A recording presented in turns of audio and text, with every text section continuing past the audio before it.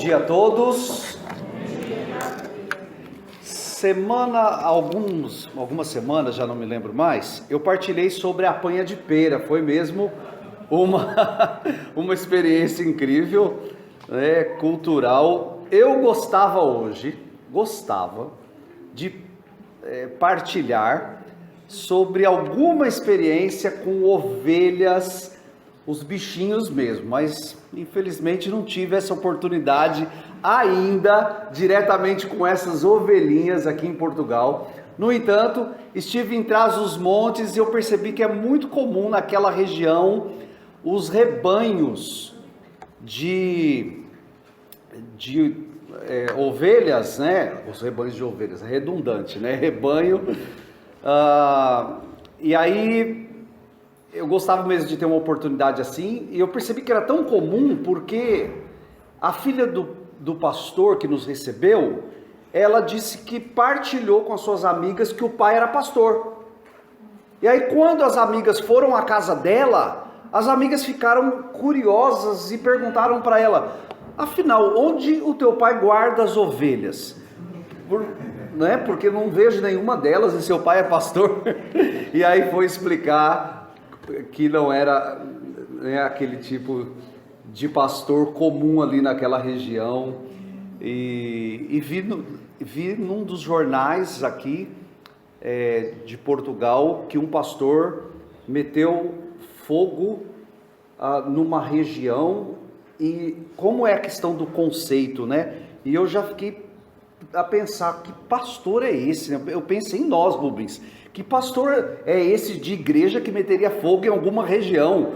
E claro que não, eles estavam a dizer desses pastores mesmo, de ovelhas, animais. Mas enfim, digo isso porque se algum de vocês tem acesso a um rebanho, além desse, é um rebanho de animais, olha, acho que seria uma experiência incrível passar ali um dia a observar o comportamento das ovelhas, não é? E a Bíblia faz muito bem isso. A Bíblia fala com propriedade das ovelhas, porque naquele contexto bucólico, naquele contexto em que essa realidade era tão presente, houve essa comparação com aquilo que nós poderíamos aprender de nós mesmos e de Jesus, inclusive, e da nossa relação com Deus. Então, nós vamos falar hoje sobre essa questão da qual nós já estamos a tratar, sobre o modelo de pastor.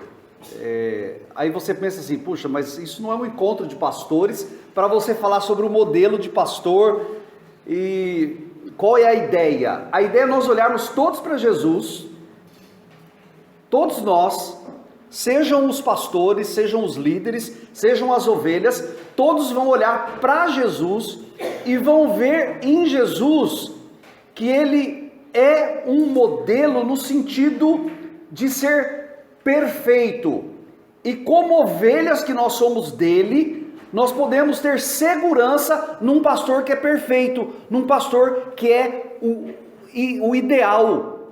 Que aliás o texto ele vai caminhar nesse sentido, ele vai deixar isso bem claro, que é o texto lá de João, capítulo 10. Eu vou ler apenas do 11 ao 18, tá bem?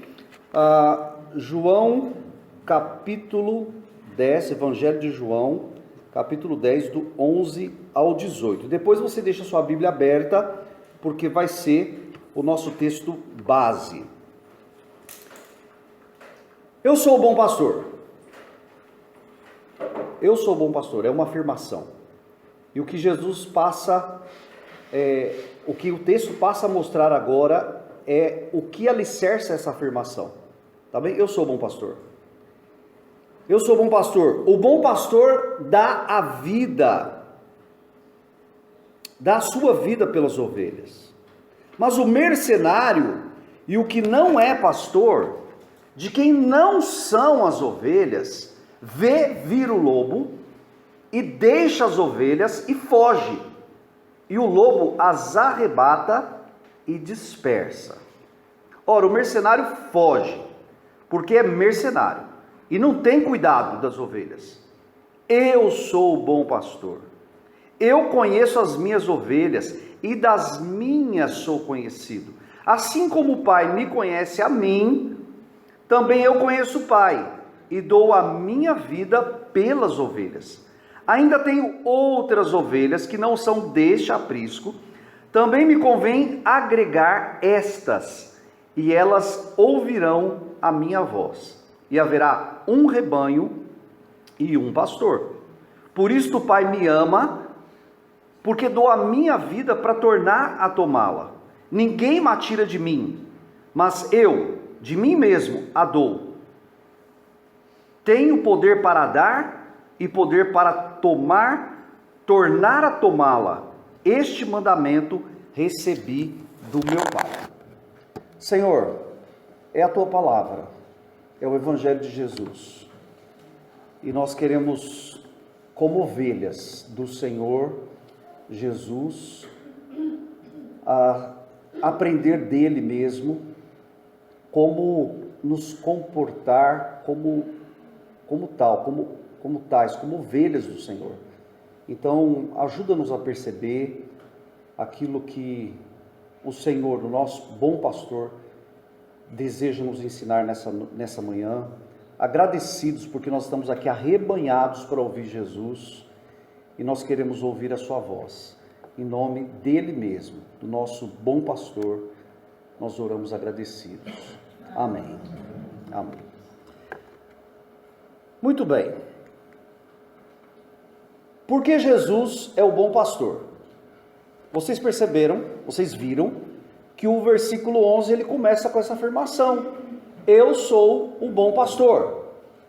É uma afirmação, eu sou o bom pastor. Jesus afirma, eu sou o bom pastor. E a partir daí então, ele vai alicerçar, ele vai dar as razões porque ele é o bom pastor. E é interessante na língua grega, porque a palavrinha que é usada aqui é de que Jesus não é apenas, a ideia é, Jesus não é apenas um pastor bom, porque havia outros pastores que poderiam ser bons. Jesus não é apenas um pastor bom, Jesus é o bom pastor, e essa construção na língua original dá a ideia de que Jesus, ele era um pastor ideal, ele era um modelo de perfeição. Então, quando eu coloquei o título de Jesus como modelo de pastor, não é para inspirar apenas os pastores, mas é para que as ovelhas, inclusive nós, colocamos-nos como ovelhas, e aí então nós olhamos para o nosso pastor e lembramos, ou somos ensinados de que ele é perfeito. Então, se ele é perfeito, isso traz alguns desafios muito próprios para nós como ovelhas, para nós inclusive. Isso traz desafios muito específicos, porque o nosso pastor não é qualquer pastor. O nosso pastor não é apenas um bom pastor, ou um pastor bom, melhor. Nosso pastor, ele é perfeito. Então, se Jesus, o nosso pastor, é perfeito, como nós, ovelhas, devemos nos reportar a ele? Como nós devemos portar-nos? Então, é isso que o texto vai mostrar, e aí podemos ver juntos. Ele é o bom pastor, ficou bem pequenininha a letra, né? Mas dá, tá bem. Sim, dá. Então, por que ele é o bom pastor? Porque ele dá a vida por suas ovelhas. Isso aqui já é uma afirmação brutal. Isso é uma afirmação brutal. Ele dá a vida pelas suas ovelhas. Ele, como bom pastor, ele entrega a sua própria vida pelas ovelhas. Então, na relação do nosso pastor conosco, a vida que é mais importante é a nossa, porque ele coloca a vida dele à disposição a favor da nossa vida. Então, olha o olhar de Jesus para mim. Nós precisamos perceber a mensagem aí. Como é que Jesus olha para você? Como é que Jesus olha para mim? Esse olhar de Jesus é um olhar de quem coloca a própria vida dele, a própria vida, ele coloca à disposição a favor da nossa vida. Então a nossa vida é mesmo muito importante. A nossa vida é mesmo muito importante. Nós somos muito importantes para Ele. E porque Ele dá vida por nós. Isso é uma graça. Talvez alguns pastores não dariam a sua própria vida pelas ovelhas, né? Afinal, tem tantas ovelhas, então por que daria a minha vida por uma delas? Posso pensar nas outras, essa já se perdeu. Mas Jesus não, Jesus dá a vida pelas suas ovelhas. O versículo 12, na primeira parte, mostra que ele é bom pastor, porque ele é o dono das ovelhas. Nós somos dele também. O versículo 12 diz assim: o mercenário é o que não é pastor de quem não são as ovelhas. Quando Jesus fala contra o mercenário, ele fala contra o mercenário porque o mercenário quer apenas ganhar a partir das ovelhas, e Jesus, diferentemente, ele coloca-se como o próprio dono das ovelhas. Então, elas são minhas, eu as tenho, e essa é uma verdade do nosso bom pastor em relação a nós. Nós somos de Jesus. Nós precisamos ouvir essa mensagem. Nós pertencemos a Jesus. Esse senso de pertença faz diferença no nosso dia a dia, sabia? Faz diferença no nosso dia a dia. A quem eu pertenço? Quem é meu dono? Quem é que, afinal, manda em mim? Quem é que não apenas cuida? Porque se nós olharmos para Jesus apenas como o pastor que cuida, ok, isso já é uma boa mensagem. Mas eu preciso olhar para Jesus e perceber que eu sou dele. Eu preciso ter esse senso de pertença. Quando eu estou no meu dia a dia, eu pertenço a quem? Eu não pertenço a mim mesmo. Eu não pertenço ao meu patrão. Eu não pertenço, em primeiro lugar, à minha esposa. A minha esposa não pertence, em primeiro lugar, a mim. Os meus filhos não pertencem a mim, em primeiro lugar, e nem nós a eles. Percebe que quando nós somos lembrados pela palavra de que o nosso dono é Jesus, e nós temos esse senso profundo de pertença, o nosso comportamento muda, porque ninguém é dono de mim. Eu não sou dono de ninguém. Nós somos todos, ou pertencemos todos a Jesus. Isso faz toda a diferença. Então, quando eu olhar para minha esposa, eu preciso perceber que antes dela ser minha, ela é de Jesus. E isso pode melhorar muito na qualidade de relacionamento. Meus filhos, antes de serem meus, eles são de Jesus. As ovelhas, antes de serem minhas, elas são de Jesus. Talvez por isso, Pedro, quando lá no capítulo 5, ele fala aos outros pastores da igreja, ele diz que não é para eles se comportarem como dominadores do rebanho, porque as ovelhas não são deles. As ovelhas são de Jesus, então ele é o dono das ovelhas. E aí eu olho para mim, então quer dizer que eu mesmo não sou dono de mim? Não. Então, se eu não sou dono de mim, eu não posso decidir por mim mesmo. Eu posso até querer. Eu posso até querer as coisas. Aliás, é natural que eu queira as coisas. É natural que eu tenha sonhos. É natural que eu tenha vontades e até necessidades. É natural. Você tem. Nós temos. Só que diante disso, a gente coloca aos pés do Senhor, e Pai, ok, eu não sou dono de mim mesmo, então a vida não me pertence, não é? A minha família não me pertence. Então para que direção eu vou? Eu preciso ter esse senso de que eu pertenço a Jesus, e se Ele é meu dono, Ele sabe o que é melhor para mim, e é a Ele que eu preciso perguntar qual é a direção. Preciso mudar? É tempo de alguma mudança? É tempo de alguma mudança, seja ela qual for. Então nós devemos recorrer, ter essa lembrança. Aquele que é meu dono quer o quê da minha vida? Então, Jesus é o bom pastor porque ele também é o dono das ovelhas. Jesus é o bom pastor porque ele protege as ovelhas. Olha o versículo 12. Depois da afirmação sobre o mercenário, o que não é pastor, de quem as ovelhas não são, vê vir o lobo. Então esse mercenário vê vir o lobo e deixa as ovelhas e foge. E o versículo continua: e o lobo as arrebata e dispersa. Então, se esse é o comportamento, quem é que foge quando vem o lobo? É o mercenário. Quem é que deixa a ovelha vulnerável?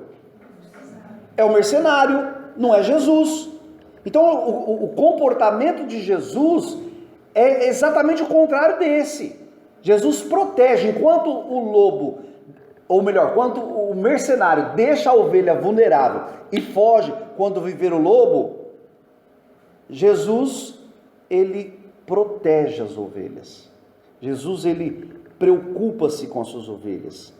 Isso liga já com a próxima ideia de que ele se importa com as ovelhas, que é o versículo 13. Ora, o mercenário foge, porque é mercenário e não tem cuidado das ovelhas. Então ele não tem cuidado das ovelhas. Agora Jesus importa-se com as ovelhas. E aqui eu tenho uma observação. Na língua grega, a ideia é ser da preocupação de alguém. Ser da preocupação de alguém. Então o mercenário, ele não tem cuidado das ovelhas porque as ovelhas não é da preocupação dele, do mercenário. Mas Jesus importa-se, por isso ele as protege. Jesus protege as ovelhas porque importa-se com elas.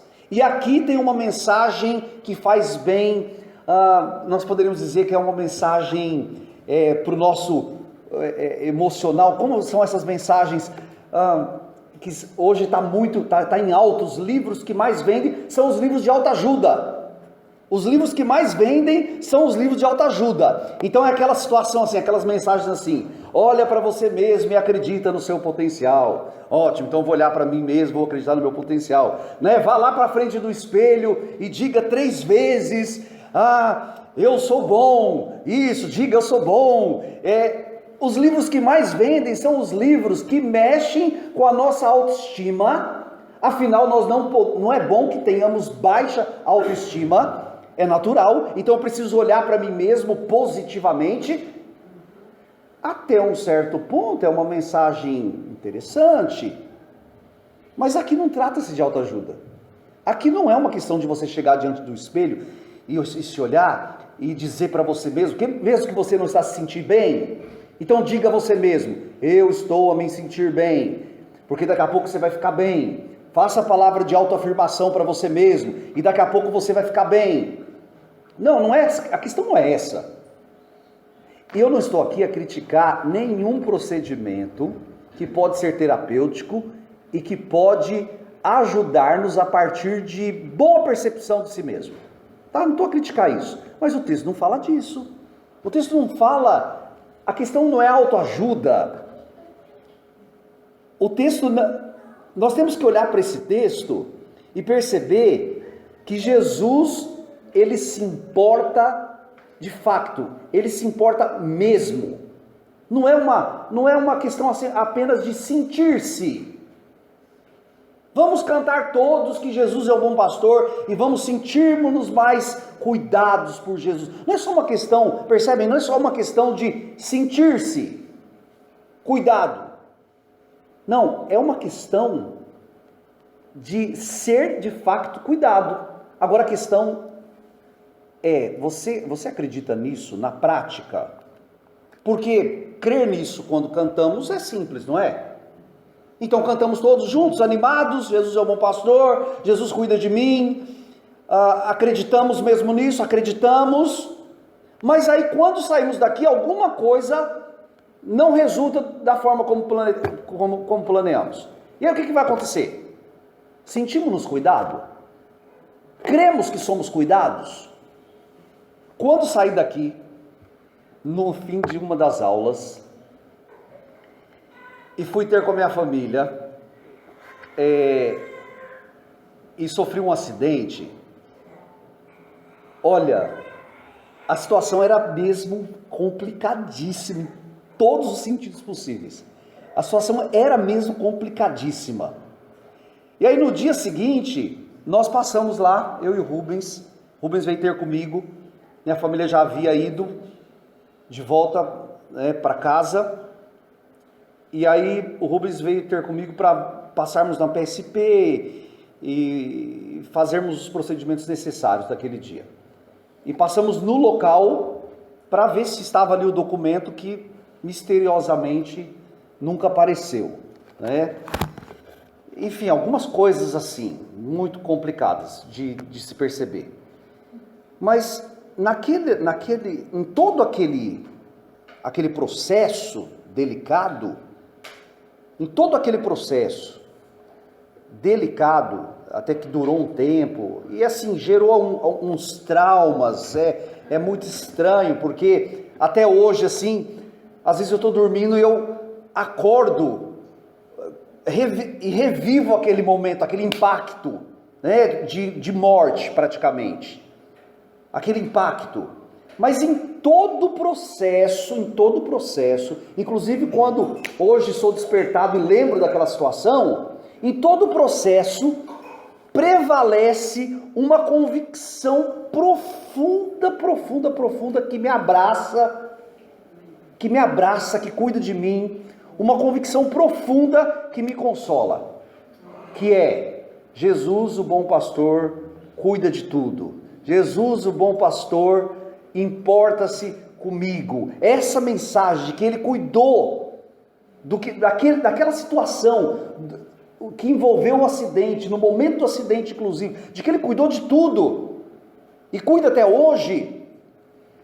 Então, lembrar disso naquela circunstância fez toda a diferença. Porque nós não podemos lembrar disso apenas quando nós estamos aqui reunidos, não é? É lá quando as coisas estão mesmo complicadas. É lá no seu dia a dia, quando as coisas não resultam. É lá quando o que você planeou não acontece exatamente como você gostava que acontecesse. É quando até quando as coisas indesejadas acontecem. É nesta hora que você precisa desenvolver a convicção de que Jesus, ele é o bom pastor e ele se importa comigo. Jesus é o bom pastor e ele se importa comigo. Aconteceu como gostaria? Jesus é o bom pastor e se importa comigo. Não aconteceu? Jesus é o bom pastor e se importa comigo. Tenho saúde? Jesus é o bom pastor e se importa comigo. Não tenho saúde em algum momento? Jesus é o bom pastor e se importa comigo. Então, estou a viver numa situação de fartura. Estou a viver numa situação em que eu tenho as coisas que eu quero? Jesus é o bom pastor e se importa comigo. Agora, estou a viver em algum momento de limitação que não tenho o que gostaria de ter? Jesus é o bom pastor e se importa comigo. A convicção de que Jesus se importa comigo, a convicção de que Jesus importa-se com você, a convicção de que você é mesmo importante para Jesus, essa convicção precisa fazer diferença em todos os momentos da nossa vida. Porque se estou a desfrutar de um momento nobre, por exemplo, ontem eu tive o privilégio de sair com a minha família e fomos fazer um passeio. Que delícia, depois de tantos dias, estarmos juntos, celebrarmos a vida juntos, que bênção, que alegria, não é? Eu não posso me esquecer de Jesus nesse momento também. Por quê? Porque ele é o bom pastor e se importa comigo. Então ele me deu aquele momento precioso com a minha família. Agora nos dias em que eu estava sem eles, ele também era o bom pastor, continuou a ser o bom pastor que se importava comigo. Percebe? Em todas as circunstâncias, ele é o bom pastor que se importa comigo. Quando eu vivo em santidade, quando eu faço a vontade dele, ele é o bom pastor que se importa comigo. Quando eu peco e não faço a vontade dele, ele continua a ser o bom pastor que se importa comigo, porque ele é fiel e não pode negar-se a si mesmo. Então, que precioso olhar para o nosso bom pastor perfeito e podermos, como ovelhas, ter maior segurança. E o texto continua, e o relógio também. Então vamos ao próximo, tá? Terminar já. O ponto 5 é que Jesus é o bom pastor porque ele conhece as ovelhas e é conhecido por elas. Outra mensagem forte, outra mensagem importantíssima. Jesus me conhece. Jesus conhece você. Outra mensagem forte. Vamos ler o texto. O texto diz assim: eu sou bom pastor e conheço as minhas ovelhas, e das minhas sou conhecido. Eu li o 14, né? 15. Assim como o Pai me conhece, a mim, também eu conheço o Pai, e dou a minha vida pelas ovelhas. Então as coisas começam no relacionamento com o Pai. Então Jesus conhece o Pai conhece Jesus, existe um relacionamento ali perfeito entre o Pai e o bom pastor Jesus, e este relacionamento perfeito entre o Pai e Jesus, ele quer ter conosco. O pastor quer ter com as ovelhas, porque assim como ele conhece o Pai, nós somos conhecidos por ele e devemos conhecer a ele. É por isso que lá no começo do texto, a ideia de que nós reconhecemos a voz do nosso pastor, né? Então, ele conhece as ovelhas e é conhecido por elas. Na prática, essa é uma outra mensagem tão forte. Por quê? Porque ele me conhece. Mas ele sabe qual é o meu contexto, onde eu fui formado, sabe? Ele sabe onde eu fui criado, ele sabe em que condições eu fui criado, ele sabe a minha genealogia, ele sabe as condições que tive para chegar onde cheguei, ele sabe todas as minhas limitações, inclusive familiares. Saber que Jesus, o bom pastor, me conhece, isso é precioso. Não é conhecer apenas de saber, não é conhecer, ok, eu sei, ele poderia dar um bom relatório sobre nós. Não, mas ele conhece no sentido de intimidade, porque está baseado no versículo 15, que o conhecimento é na intimidade. A base do conhecimento, a referência do conhecimento é no conhecimento do Pai. Então, assim como ele conhece o Pai, ele nos conhece e também é conhecido. É com base nessa intimidade com o Pai que Jesus quer nos conhecer, ou melhor, quer nos conhecer. Ele nos conhece, né? Ele quer que nós celebremos essa oportunidade de conhecimento, porque o versículo 14 diz: eu sou o bom pastor, eu conheço as minhas ovelhas, eu conheço, e das minhas sou conhecido.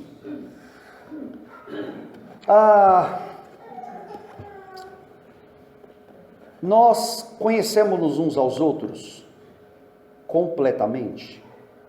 Não. Poderia citar o exemplo da minha própria esposa, né, mas ela não está aqui, então vamos dizer o Rubens e a Magali. Quantos anos juntos?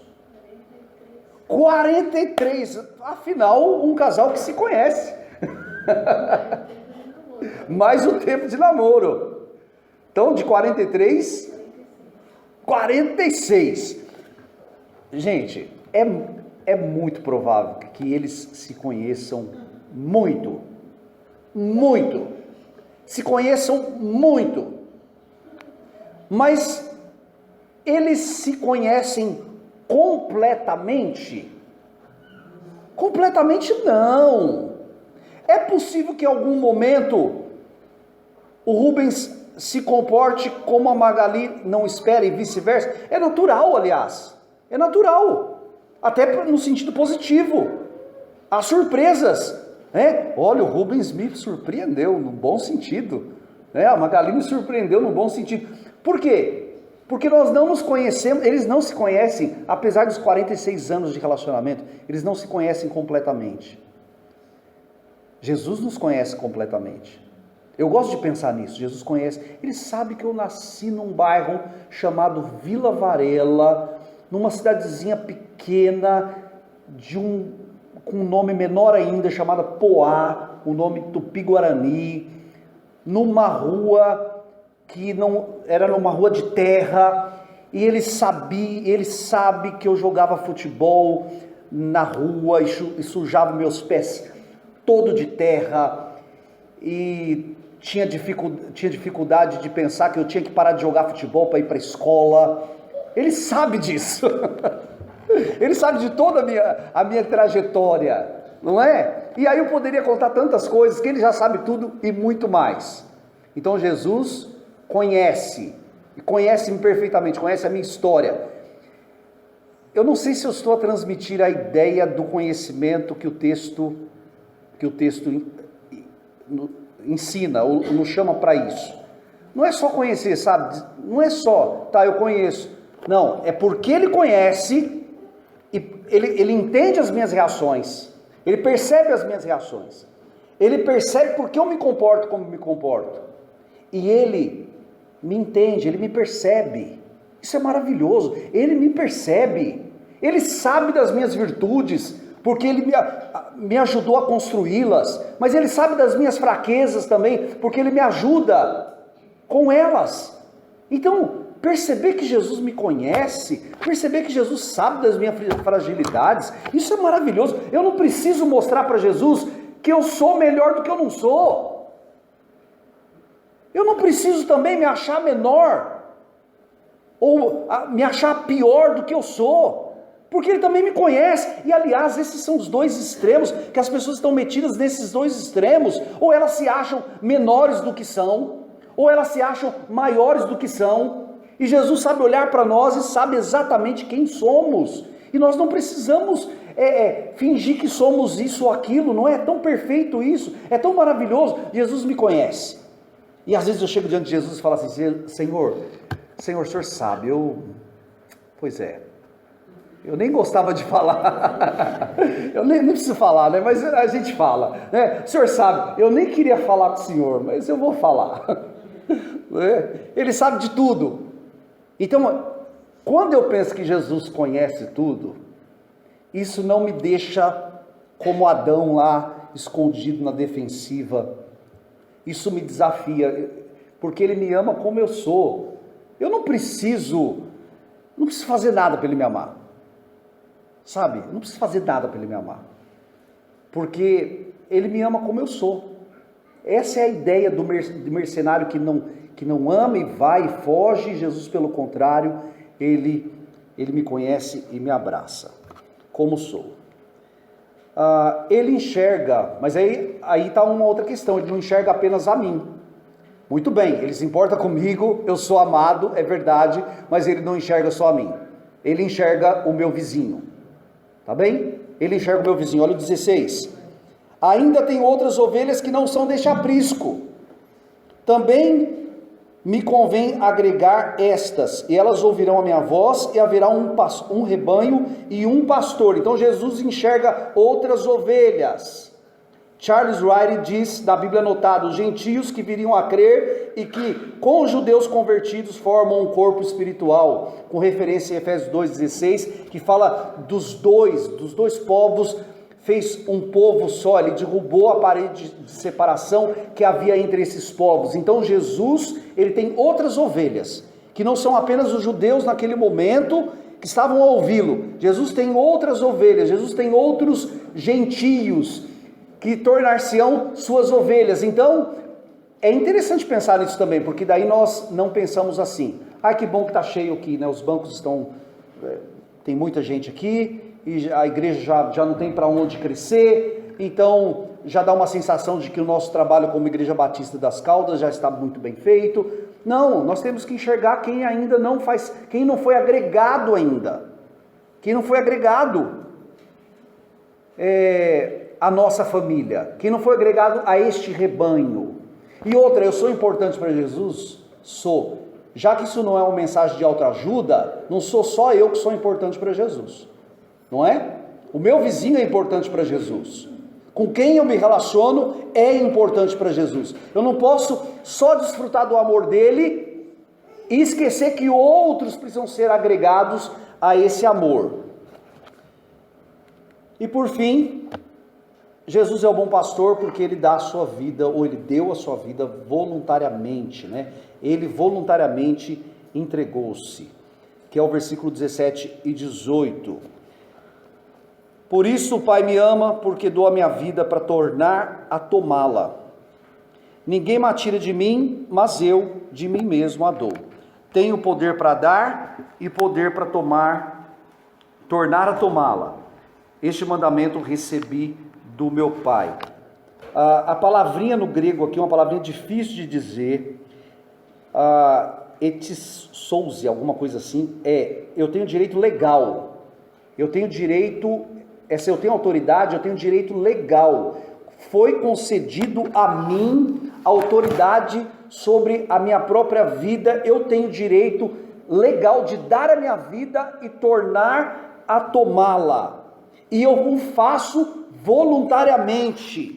Eu o faço voluntariamente. E quando eu penso que Jesus deu-se por nós voluntariamente, Ele quis dar-se por nós. Não é porque o plano A, B, C falhou e Ele veio como um plano alternativo. Não, Ele não é um plano alternativo. Ele é o plano de Deus. Desde toda a eternidade, Jesus é o Cordeiro que foi entregue por nós. Antes da fundação do mundo, Ele foi morto por nós. Parece loucura isso, mas na linguagem apocalíptica lá de João, já não me lembro a referência, né? Alguém aí rápido podia achar e dizer para os outros: o Cordeiro foi morto antes da fundação do mundo. Já ouviram isso? Vocês lembram desse versículo? Alguém vai me ajudar aí a achá-lo? O Rodolfo já está, ou alguém, a irmã aqui da frente. Olha, o Cordeiro foi morto antes da fundação do mundo. Qual que é a mensagem que eu ouço nisso? De que no plano de Deus, Jesus já havia sido entregue. Mas Jesus não apenas havia sido entregue, Ele entregou-se a si mesmo. Ele entregou-se a si mesmo, voluntariamente. Então Jesus não olhou para você e falou assim: mas é um pecador, já que não dá jeito, vai ter que ser eu mesmo. Não, Ele quis fazer isso, Ele deu-se por nós, voluntariamente.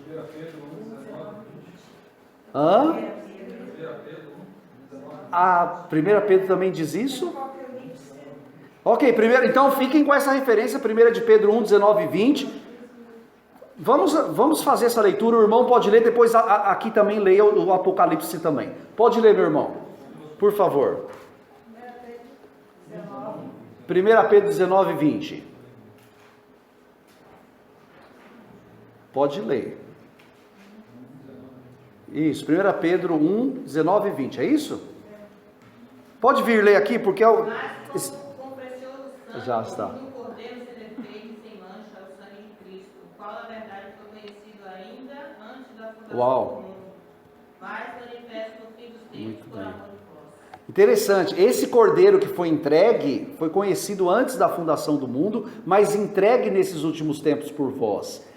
Fantástico, não me lembrava desse texto, tá? Obrigadíssimo. Agora aqui, de Apocalipse. Em Apocalipse fala da besta e fala dos que adoram a besta. Sim. Então em Apocalipse 13:8 diz: 13:8. Adorá-la-ão todos os que habitam sobre a terra, esses cujos nomes não estão escritos no livro da vida do Cordeiro que foi morto antes da fundação do mundo. No livro, estes estarão no livro do Cordeiro que foi morto. Estes são os que não estão. Esses são os que não estão, porque adoraram a besta, aliás. Não estão no livro do Cordeiro que foi morto antes da fundação do mundo. Aliás, agora que eu lembrei que é 13:8, lembrei, você me disse que é 13:8, mas é para combinar com Hebreus 13:8, que também fala de Jesus, que é o mesmo ontem, hoje e para sempre. Então Hebreus 13:8, Apocalipse 13:8, uma referência a Jesus, é só para a gente lembrar. Muito bem, então para a gente terminar mesmo, és tu uma ovelha? a primeira questão a perguntar é se você é uma ovelha. És tu uma ovelha de Jesus? És uma ovelha de Jesus? Se não és uma ovelha de Jesus, venha para o seu rebanho, em nome dele mesmo, né, que deu a vida por você, venha para ele, tá? Tem se comportado como tal? E aí é só para relembrar e para desafiar a atitude de pertença, a gente precisa cultivar, deixar-se ser cuidado, precisamos permitir ser cuidado por ele, não é? Precisamos buscar o pastor para uma intimidade, para um relacionamento maior, precisamos enxergar outras ovelhas. Então que o Senhor nos ajude a olhar para o nosso bom pastor, o pastor perfeito, com quem nós podemos ter intimidade e trazer outros para que o façam também. Amém? Amém.